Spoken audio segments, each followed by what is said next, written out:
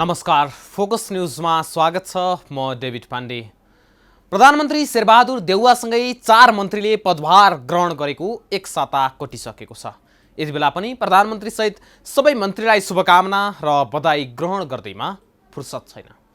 प्रधानमन्त्री देउवाले शपथ लिएकै दिन गृहमन्त्रीमा बालकृष्ण खाँड, अर्थमन्त्रीमा जनार्दन शर्मा, कानुन न्याय तथा संसदीय मामिला मन्त्रीमा ज्ञानेन्द्र बहादुर कार्की र ऊर्जा जलस्रोत तथा सिँचाइ मन्त्रीमा पम्फा भुसाललाई नियुक्त गरेका थिए।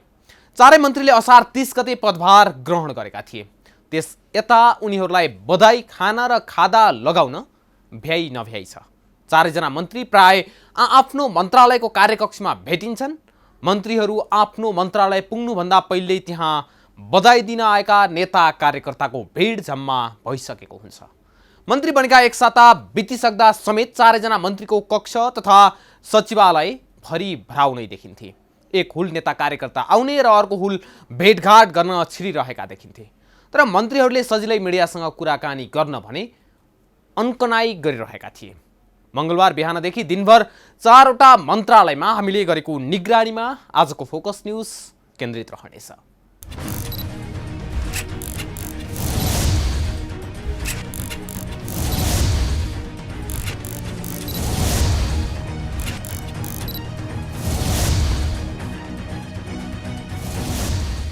दर्शकबिन, हामी यति बेला सिंहदरबारमा रहेका छौँ। सिंहदरबारमा 25वटा मन्त्रालय छन्।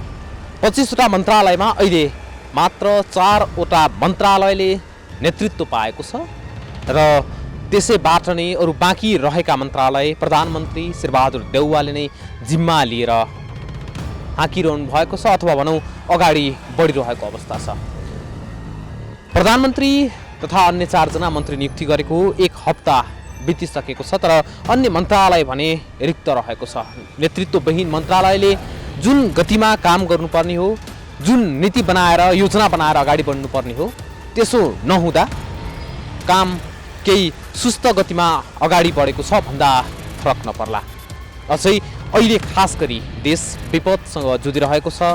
कोरोनाको सङ्कट वर्षौँदेखि नेपालीले झेल्दै आइरहेका छन्। तर त्यही कोरोनासँग र अन्य स्वास्थ्यसँग सम्बन्धित विषयमा ती समस्याहरू समाधान गर्नको लागि स्वास्थ्य मन्त्रालयले यति बेला नेतृत्व पाउनुपर्ने थियो, तर स्वास्थ्य मन्त्रालय नेतृत्वविहीन बनेको छ। अन्य मन्त्रीहरू पनि खास गरी यो सुरुवाती चरणमा अब केही वर्ष र केही महिना मात्र, 1 वर्ष र केही महिना मात्र आफ्नो जिम्मेवारी बाँकी रहँदा खास गरी आफ्नो योजना नीति बनाउने भन्दा पनि बढी कार्यकर्ता भेटघाट, नेता भेटघाट र तिनीहरूलाई रिजाउने, तिनीहरूका बधाई, शुभकामना, खादा र फुलको मालाले ढकिन सजिन मजा मानिरहेका छन्। जुन दृश्य हामीले सिंहदरबारमा सजिलैसँग देख्न सकिरहेका हुन्छौँ। यद्यपि अन्य सामान्य तरिकाबाट आफ्ना समस्या सुनाउन भने मन्त्रीहरूसँग समय पाइएको अवस्था हुने थिएन योभन्दा अगाडिका अवस्थामा, र सायद अहिले पनि त्योभन्दा थक नहोला, किन भन्दा नेतृत्व नै हुन्, मन्त्री बन्ने पनि यिनै नै हुन्। हामी आज केही मन्त्रालयमा जान्छौँ, केही मन्त्रालय भन्दा पनि विशेष गरी 4 मन्त्रालय जान्छौँ जसले नेतृत्व पाएको छ, जसले आफ्नो मन्त्री पाएको छ। ती मन्त्रालयमा गएर त्यहाँको अवस्था साँच्चीकै काम तीव्र गतिमा अगाडि बढेको छ, नेतृत्व अभिभावक पाए जस्तरी अगाडि बढेको छ अथवा गति उस्तै हो।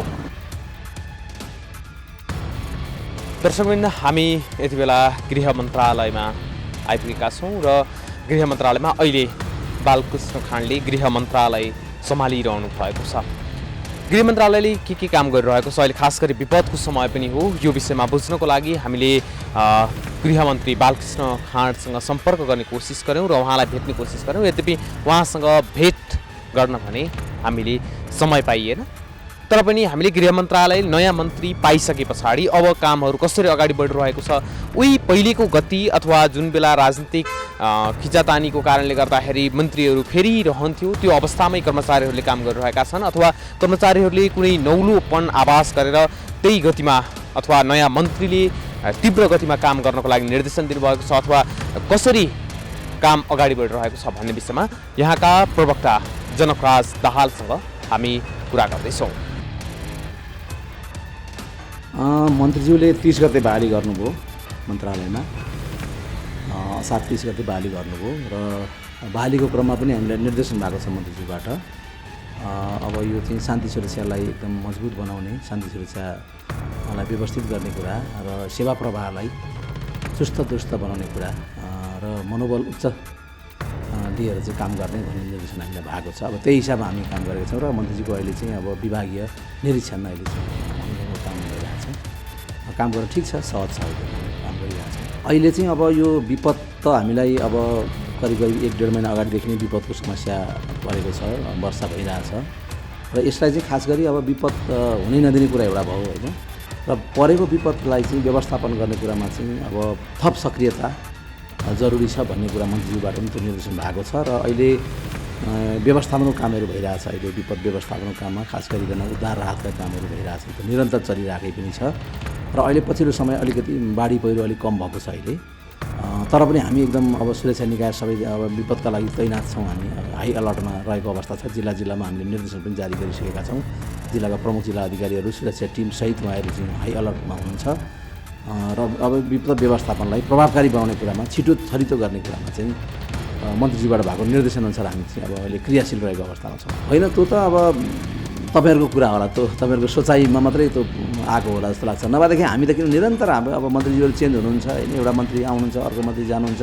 अब यसले हामीलाई खासै फरक पार्दैन, किनभने हामी चाहिँ सिस्टममा काम गर्ने कर्मचारी तन्त्र भनेको चाहिँ सिस्टमले काम गर्छ। त्यस कारण सिस्टमअनुसार अब नयाँ मन्त्रीज्यू आउनुहुन्छ, अब नयाँ मन्त्रीज्यूको निर्देशनअनुसार, जुन मन्त्रीज्यू हुनुहुन्छ मन्त्रीज्यूको निर्देशनअनुसार हामीले काम गर्ने हो। त्यस कारणले गर्दाखेरि त्यो सिस्टममा रहेर काम गर्न हामीलाई कुनै पनि त्यस्तो खालको नयाँपन, त्यस्तो फरकपन त्यस्तो महसुस भएको छैन मलाई चाहिँ है।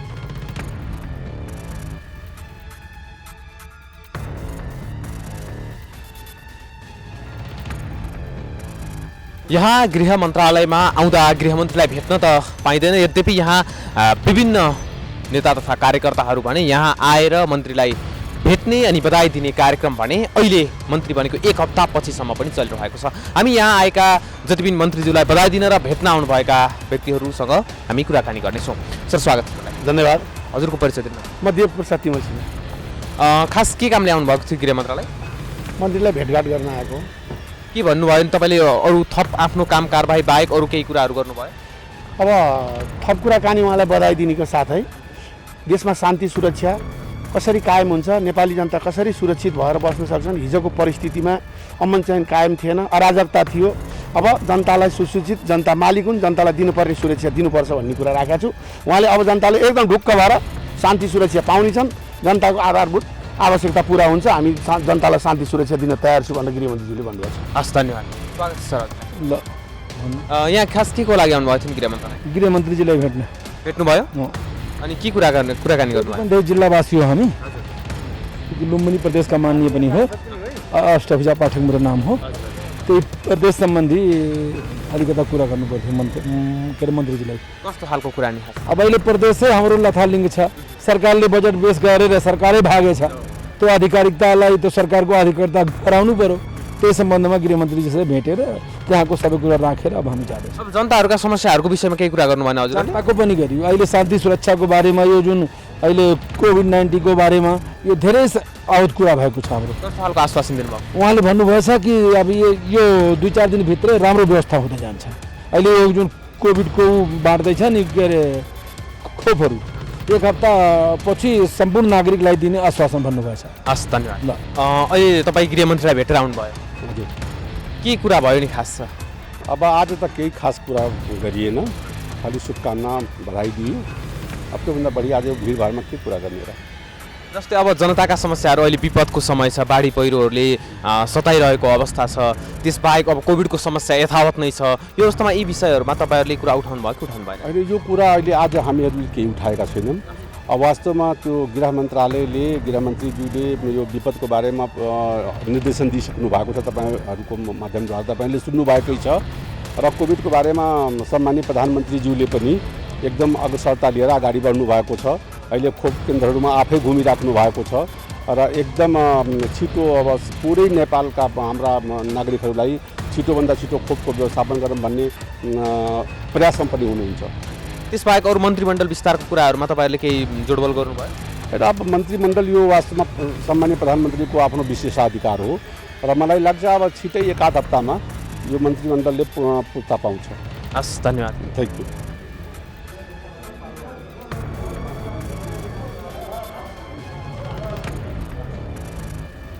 त्यसबाहेक यहाँ जति पनि यहाँ गृह मन्त्रालयमा अहिले भिडभाड देखिरहनु भएको छ, यो भिडभाडमा यहाँ आउनुभएका के समस्याहरू छन्, किन आउनुभयो गृहमन्त्रीलाई भेट्न र बधाई दिन मात्र हो अथवा जनताका समस्याहरू सुनाउनलाई बुझाउनको लागि हो भन्ने विषयमा हामी कुराकानी गर्दैछौँ।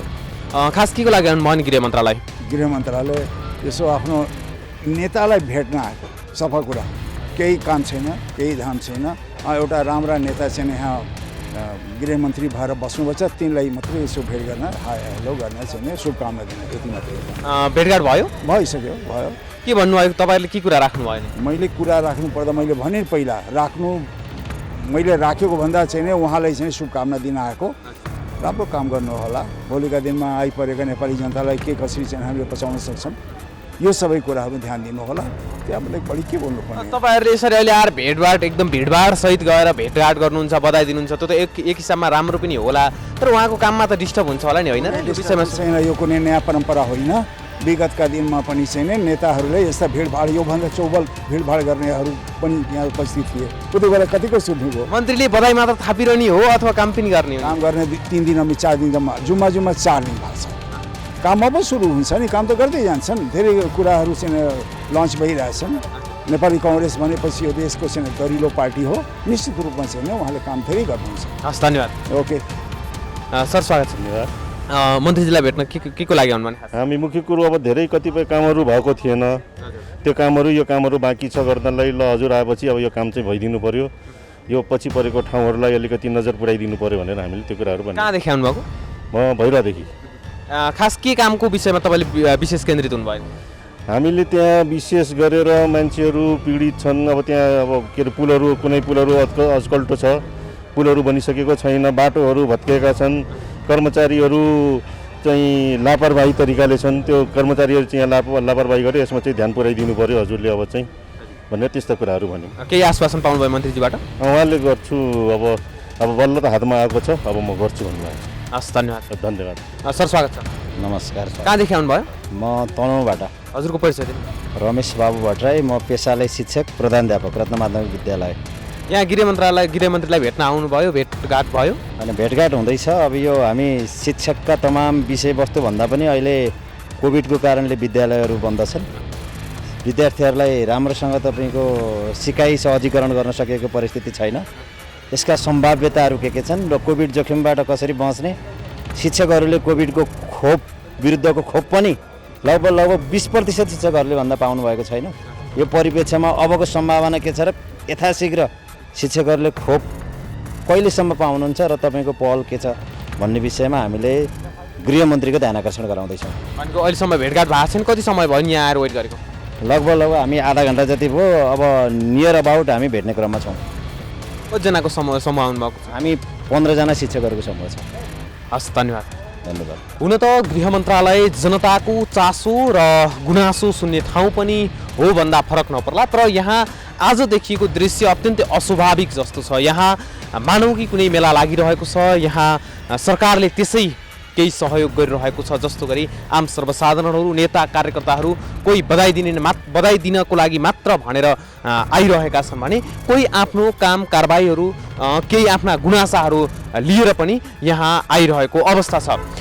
यहाँ कति बेला कोही शिक्षकहरू आइरहेका छन्, कोही जिल्लाबाट नेताहरू आएर, कोही स्थानीय तहका नेताहरू आएर यहाँ आफ्ना गुनासाहरू, समस्याहरू सुनाउने गरेका छन् र मन्त्रीबाट केही आश्वासन पाउने आश पनि उनीहरू गरिरहेका छन्। कतिपयले उनीहरू मन्त्रीज्यूलाई भेटेर आफ्नो गुनासो सुनाइसकेपछि सामान्य आश्वासन पाएको भनेर पनि बताइरहेको अवस्था छ। कतिपय घन्टौँसम्म कुरिरहन परिरहेको अवस्था छ। गृह मन्त्रालयमा देखिएको आजको दृश्य करिब यस्तै नै छ।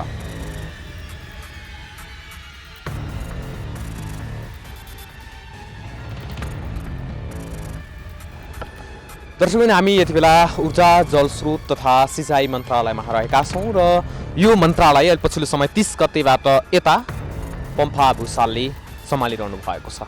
आखिर अब ऊर्जा मन्त्रालयमा भएका विभिन्न व्यतिथिहरू, विसङ्गतिहरू लगायत अन्य जति पनि नीतिगत त्रुटिहरू छन् ती त्रुटिहरूलाई सुधार्दै र अहिलेसम्म ऊर्जा क्षेत्रमा भएको जुन राम्रो पक्षहरू छन् तिनीहरूलाई सम्हाल्दै अगाडि बढ्न सक्नुहुन्छ त? यो प्रश्न मन्त्री पम्फा भुसाललाई छ र उहाँ त्यही अनुसार कसरी अगाडि बढ्नुहुन्छ भन्ने विषयमा हामी कुरा गर्नको लागि मन्त्रीको निजी सचिवालयमा जाँदैछौँ।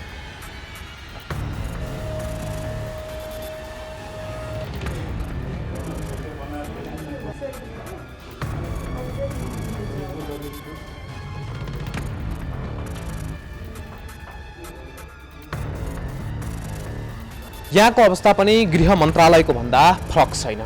यहाँ हामी गएर अब गर्ने कामहरू के हुन् र कस्ता कस्ता कामहरूलाई प्राथमिकतामा राख्नुहुन्छ मन्त्रीज्यू भनेर सोध्न चाहिरहेका थियौँ, तर हामीले समय पाएनौँ र हामी त्यसै फर्किनु परेको छ। यद्यपि त्यहाँ यस्ता दृश्यदेखि अथवा त्यहाँ यस्तो प्रकारको जमघट छ, यस्तो प्रकारको भिडभाड छ, मन्त्रीलाई भेट्नको लागि उनीहरूले समय पाउँछन्, हामीले समय पाउँदैनौँ, हामीले प्रश्न गर्ने मौका पाउँदैनौँ।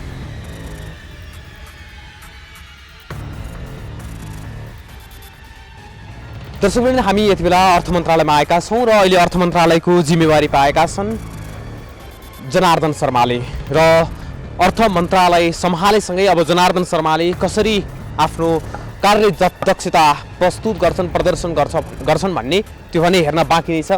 यद्यपि अहिलेको अवस्थामा चौतर्फी ध्यान अर्थ मन्त्रालयतिर छ, सम्पूर्ण व्यवसायीको होस् अथवा सर्वसाधारणहरूको।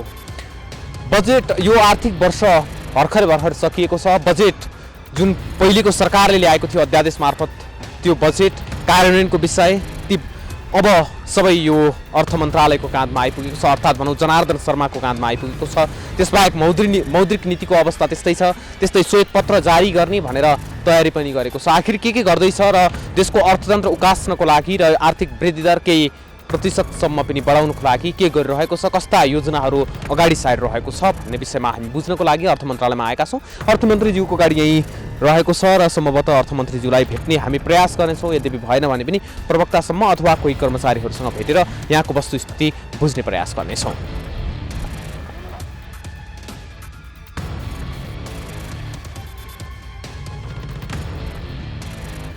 हामी अर्थ मन्त्रालयमा आएर यहाँ मन्त्रीलाई अथवा यहाँका सम्बन्धित व्यक्तिहरूलाई, कर्मचारीलाई भेट्ने कोसिस गऱ्यौँ, तर यहाँ यति कडाइ गरिएको छ, यहाँबाट क्यामेरा लिएर भित्र जाने अवस्था पनि सिर्जना भएको हुँदैन। यद्यपि यहाँ पनि अन्य मन्त्रालयमा जस्तै बधाई दिनको लागि फुलका गुच्छाहरू र माला लिएर, खादा लिएर आउने क्रम भने यहाँ पनि रोकिएको छैन।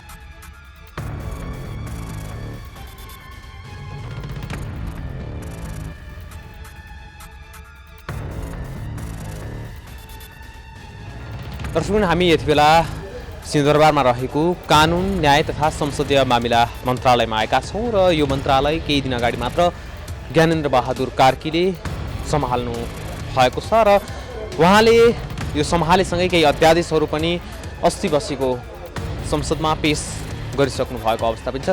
त्यसबाहेक अन्य दर्जनौँ विधेयकहरू विचाराधीन अवस्थामा छन्। ती विधेयकहरूलाई कसरी अगाडि बढाउनुहुन्छ भन्ने विषयमा आज हामी लगायतका अन्य काम कारबाहीको विषयमा उहाँसँग कुराकानी गर्ने प्रयास गर्नेछौँ। उहाँ यति बेला यहाँ नै हुनुहुन्छ भन्ने कुरा यो यहाँ बाहिर सवारी साधन, उहाँले चढ्ने सवारी साधन दिन्छ, त्यसले पनि प्रश्न पार्छ र त्यसबाहेक यहाँ कसरी काम भइरहेको छ भन्ने विषयमा पनि हामी भित्र गएर अवलोकन गर्नेछौँ।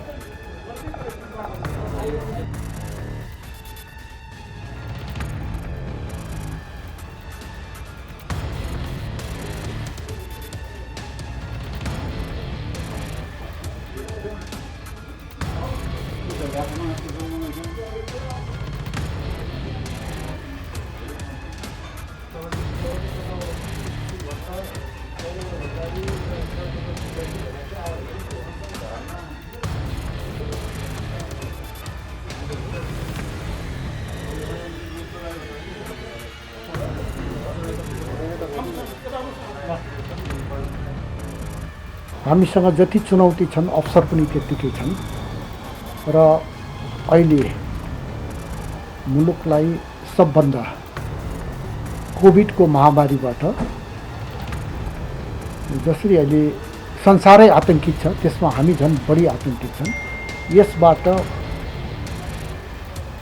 मुक्ति दिने काममा सरकारले प्रथम प्राथमिकताको रूपमा यसलाई अगाडि बढाएको छ अस्ति विश्वासको मत लिने क्रममा सम्माननीय प्रधानमन्त्रीले पनि भनेको तपाईँहरू सार्वजनिक उसमा पार्लियामेन्टमा उहाँले बोल्नुभएको छ कि खोप खोप खोप भन्नुभएको छ। हामी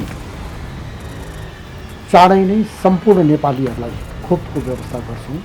त्यसपछि मुलुकलाई शान्ति सुरक्षा दिने, सुशासन दिने र अहिले कोभिडले थिलथिलाएको अर्थतन्त्रलाई पुनरुत्थान गर्ने यही काम नै अहिलेको प्राथमिकता हो। यसमा हामी प्रतिबद्धताका साथ, सामर्थ्यका साथ, इमान्दारिताका साथ हामी लाग्छौँ। जस्तै अब मन्त्रीमण्डलको विस्तारको कुराहरूलाई के भइरहेको छ, जस्तै अब स्वास्थ्य मन्त्रालयको हजुरले खोपकै कुरा गरिरहँदाखेरि स्वास्थ्य मन्त्रालय अहिले रिक्त रहेको अवस्था छ। यो अवस्थामा त्यसबाहेक अन्य मन्त्रालयहरू पनि अत्यावश्यक छ, एक बेला त्यहाँ नेतृत्वको जरुरत छ। त्यसलाई विस्तार गर्नको लागि के तयारी गरिरहेको छ? अब त्यो तपाईँले चाँडै नै थाहा पाइहाल्नुहुन्छ। अब म यसबारेमा धेरै कुरा भन्दिनँ, तपाईँहरूले थाहा पाइहाल्नुहुन्छ। र मैले खोपको जुन कुरा गरेँ यसलाई हामीले उच्च प्राथमिकताका साथ हेरेका छौँ र स्वयं प्रधानमन्त्री यसको बारेमा बढी चिन्तित हुनुहुन्छ र यसलाई हामीले चाहिँ नि जे कुरा हामीले भनेका छौँ त्यसलाई हामी पुरा गरेर लिएर जान्छौँ।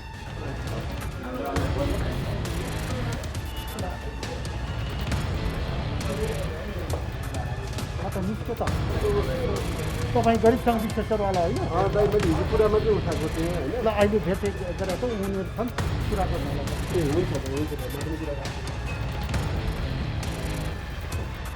बिहान 11 बजेदेखि साँझ 5 बजेसम्म करिब 6 घन्टा मन्त्रालय घुमी यी 4वटा मन्त्रालय मात्र पर्खिरहँदाखेरि त्यहाँ मन्त्रीहरूसँग भेट्न नपाइने अवस्था छ। यद्यपि हामीसँग फुलको माला र खादा भएको भए सम्भवतः हामीले आएको केही समयमा नै भेट्ने अवसर पाउने थियौँ होला। अझै पनि अवस्था त्यस्तै नै छ। बधाई थाप्दै, शुभकामना थाप्दै र तिनै खादा र माला लगाउँदै मन्त्रीहरूले दिन बिताएको कष्ट हुन्छ। करिब 6 घन्टा पर्खाइमा एउटा मन्त्रीसँग समय मिल्छ, त्यो पनि करिब 1 मिनट 30 सेकेन्ड। यो अवस्थाबाट हामीले कुन प्रश्न तिर्स्याउने, कुन जनताका समस्या जनगुनासाहरू सुनाउने र कसरी समाधान हुन्छ भन्ने आश गर्ने।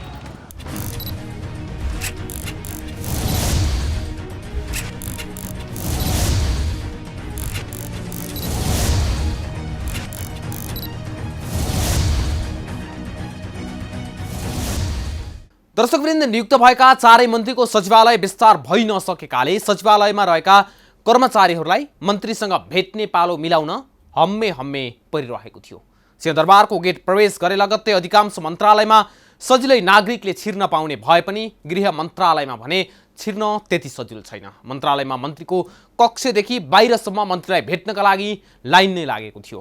मन्त्रीको कक्षदेखि बाहिरसम्म भरि भराउ नै थियो। एक हुलसँगै हामी पनि मन्त्रीको कक्षमा छिरेपछि मन्त्रीले एकछिन फर्किन आग्रह गरे। नयाँ मन्त्रीमण्डल गठन भएको महिनौं दिनसम्म मन्त्रीले बधाई खाने चलन नयाँ होइन। नयाँ मन्त्री नियुक्त भएसँगै नेता कार्यकर्ताको भिडले मन्त्रालयको काम समेत प्रभावित हुने गरेको छ। महिनौं दिनसम्म मन्त्रीले मन्त्रालयको कामभन्दा पनि नेता तथा कार्यकर्ताको भेटघाटलाई नै समय दिनुपर्दा मन्त्रालयका उच्च अधिकारीदेखि कर्मचारी समस्यामा पर्ने गरेका छन्। यसैले मन्त्रीज्यूहरूले अब बधाई र शुभकामना खाने भन्दा पनि जनताका काम गर्नेतिर ध्यान केन्द्रित गरे उचित हुन्थ्यो कि? हवस् त, आजलाई फोकस न्यूज यति नै। अर्को एपिसोडमा नयाँ विषयवस्तुका साथ उपस्थित हुने नै छौँ। अहिलेलाई भने म सहित सम्पूर्ण टिमलाई बिदा दिनुहोस्। नमस्कार।